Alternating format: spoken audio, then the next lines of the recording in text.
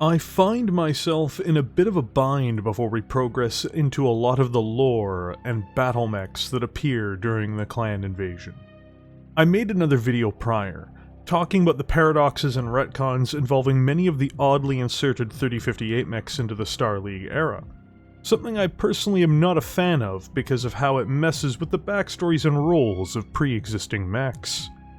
Those mechs are going to be covered all the same, in their current canonical form. It's just something I had to forewarn people beforehand, more or less talking about how some of those mechs are going to contradict some of the content I've put up so far. In this video, this is a bit of a different story. In the case of revisionist mechs, it's not something I won't be covering or will avoid covering. This is honestly a bit more of a personal video than I've made on this channel, so you're going to have to forgive me, but it does impact future content. Sadly, I am going to do all that I can to not cover one subject in Battletech, and one that is a relatively large subject at that. This is unfortunately Clan Wolf in more or less all of its forms, excluding the Wolf's Dragoons. This will also not be counting new products coming out regarding sourcebooks or novels that I will be reviewing for the channel. They will still be mentioned in their full rules in those contexts. Now, I can see a lot of perplexed people asking as to why, or perhaps some people feeling that this is inappropriate given that I have been covering other states, units, and factions in some detail, either in mech videos or in full faction videos, like my Clan Wolverine piece or my Origins of Comstar piece. Perhaps some may even argue that factions I've covered are worse, morally in some way, like the Draconis Combine, Smoke Jaguar, Jade Falcon, or the Capellan Confederation. I'm not really sure how to explore this as deeply as I want, or how many of you will be particularly interested, but I also made the decision that I don't really want to attack the wolves in my videos themselves either, at least not in a way that I think would be particularly impolite, though I will have to make a few references here and there. You will have to forgive me for being a bit forward in all of this too. A good example first and foremost is how this has already impacted the channel in one of the videos I made, and that I am the least proud of. That being the WARWOLF video, not just because it's a bad mech, but I found the Clan Wolf aspect of it genuinely grating. I actually cut huge portions of the script, and later parts of the video, because I felt I was letting too much of my own personal disdain for the Wolves show through, which I think it does anyway. In essence, the meme of Clan Mary Sue rings too true for me. I don't think anything that they've done in Battletech has enhanced the setting, genuinely. I was a one-time fan, to be clear, when I was a kid playing Mechwarrior 2, and they were my favorite clan even for a while. But as the story progressed and I got older, my opinion grew sour. Now, making content for this channel, being able to look back on the full breadth of their impact on Battletech, I absolutely loathe their place in it and what's happened around them.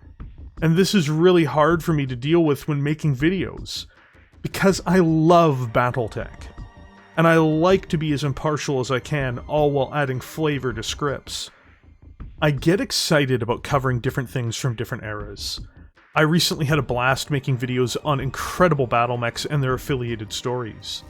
The Axeman for the Federated Commonwealth, the Raven for the Capellan Confederation, and the Mauler for the Draconis Combine. I got to talk about all their interesting nuances and the houses that build them and what they were hoping to achieve with them. Those achievements, in-universe, feel earned, and read like accomplishments in many cases. It helps the world of Battletech feel alive. To me personally, everything about Clan Wolf is the opposite. Nothing about it or its achievements feel organic. And certainly none of the characters do. This is just my opinion, and again, I'm not making this video to run a mile down Clan Wolf's back, though we might get a few kilometers, but I do want to give some context. I think most of the factions that they have interacted with have been sacrificed in order to shine Clan Wolf's reputation in some way, across their entire history. Even when a faction seemingly wins, such as the Jade Falcons in the Refusal War, it's done away with, and it ends up in favor of the Wolves regardless. This is even one of the tamer examples of this as well. In other words, something is taken from one other faction and given to the Wolves, or the Wolves are constantly given excuses to overcome ridiculous odds.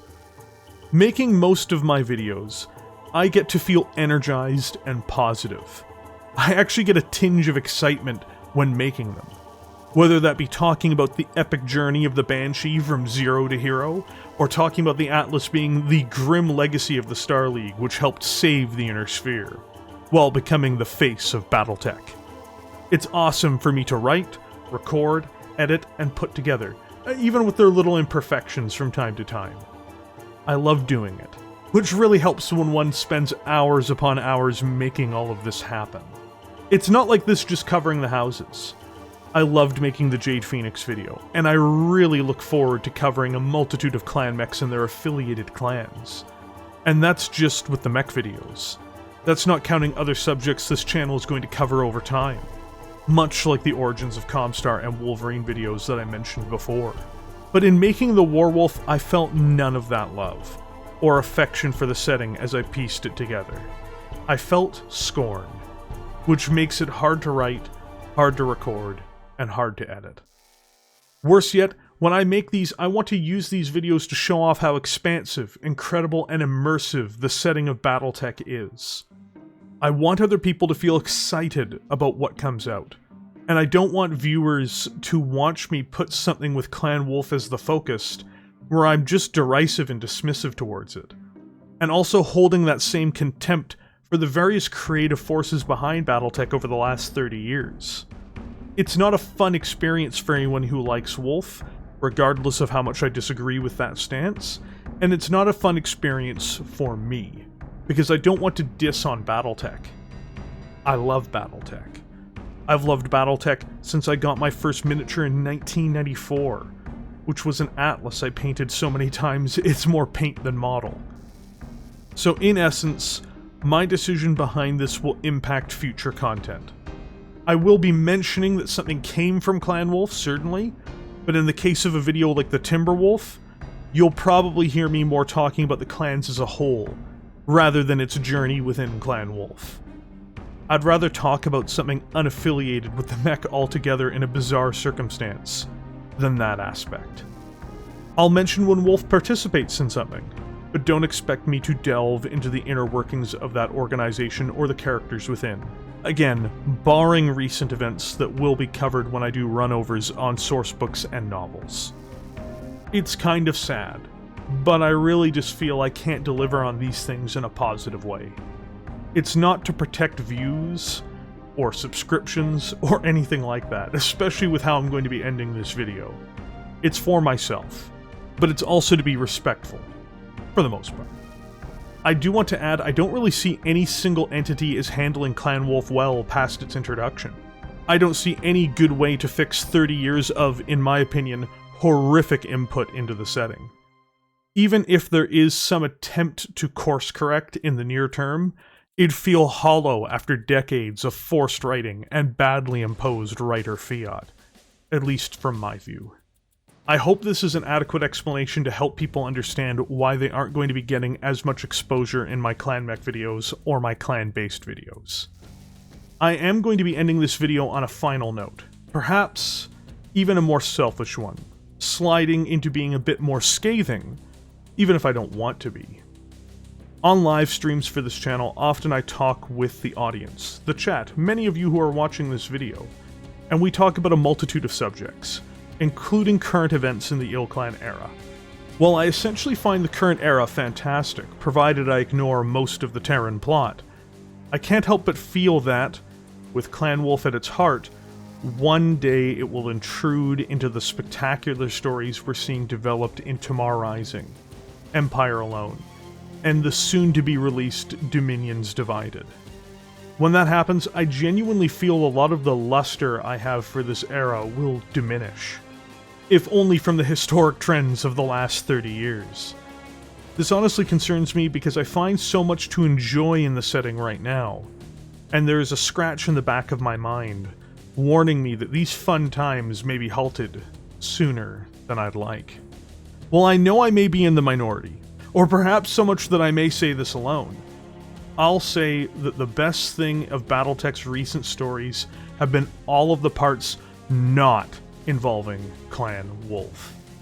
But if Comstar and the Word of Blake can be removed, factions with flawed but overall far greater storytelling, why can't Clan Wolf? Barring their extreme plot armor, of course. My last words on the matter? Well, I can dream, can't I? Hashtag Battletech, hashtag LUPUSDELENDAEST. Thank you for joining me here today with a little bit of salt in mind. If you enjoyed this video, which I'm not sure many of you did, please consider hitting the like button and subscribing to the channel. I try to release videos as much as I can on this channel, and your support is greatly appreciated. Also, if you've considered supporting the channel further, have you considered hitting the join button for our membership program? The YouTube members get the options to use really cool emojis, and they often get to vote on upcoming video content that I will be doing on channel. I should also add that almost all of these videos are only made possible because of the YouTube members, and therefore this content would not be possible without viewers like you. With that, I am sure that the entire comment section will not be controversial at all, and I look forward to seeing all of you there.